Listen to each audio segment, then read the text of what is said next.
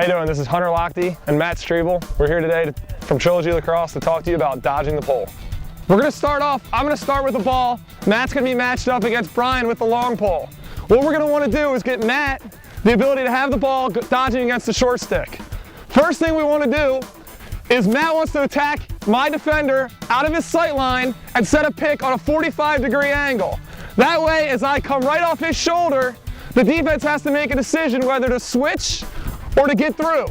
If they switch, Matt can slip off.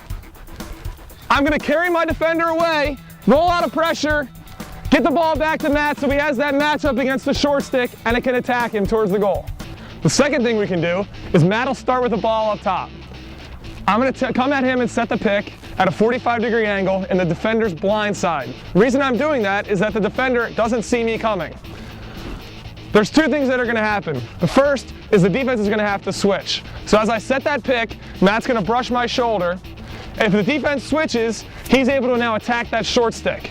If the defense stays, I've at least slowed down the defenseman with the pick, and Matt can then have a head start towards the cage.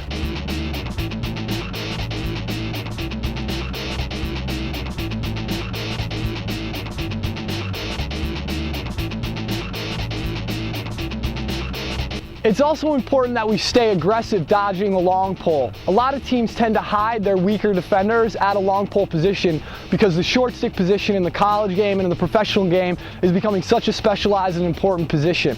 So when we're dodging the long stick, the important thing to remember is that we get space, we get away from the defender, and we attack either with speed or with a bull dodge, and we make sure that we make our first move at least a yard outside of the outstretched stick so that we can get our hands free.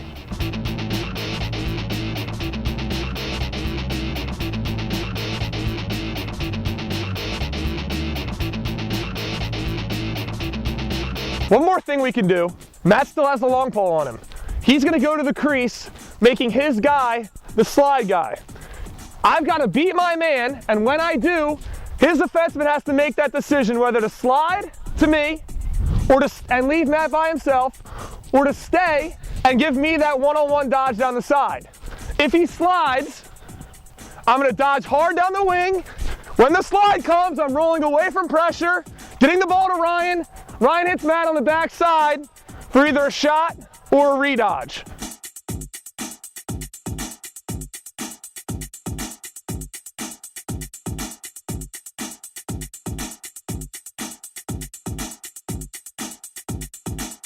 If you want to get fancy, you can do the flip or the fake flip. The technique used in this is pass and follow. What's going to happen is Matt's going to start with the ball. He's going to throw it to me as I'm running towards him up the side. When I catch it, I'm going to flip it behind me to Matt on a run.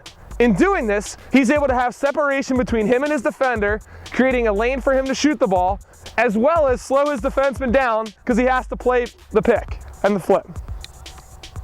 The way it works is Matt throws it, I catch, flip behind, boom, we have the mismatch, we have the ball.